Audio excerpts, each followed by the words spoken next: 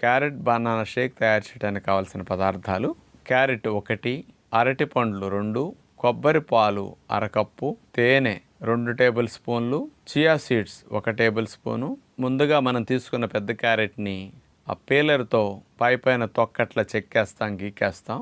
ఆ క్యారెట్ చివర్లు అట్లా కట్ చేసిన తర్వాత క్యారెట్ని చిన్న చిన్న చక్రాలుగా అట్లా కట్ చేసేసుకుంటాం. అట్లా క్యారెట్ అంతటిని ముక్కలుగా కట్ చేసేసి మిక్సీ జార్లో వేసేసి కొంచెం నీళ్లు పోసేసి మెత్తగా క్యారెట్ని పేస్ట్ అయ్యే వరకు అట్లా గ్రైండ్ చేయాలి. ఆ తర్వాత ఫిల్టర్లో పోసేసి క్యారెట్ జ్యూస్ని మనం అట్లా పిండేసేసుకుంటాం. ఇంకా పిప్పి తీసేస్తాం.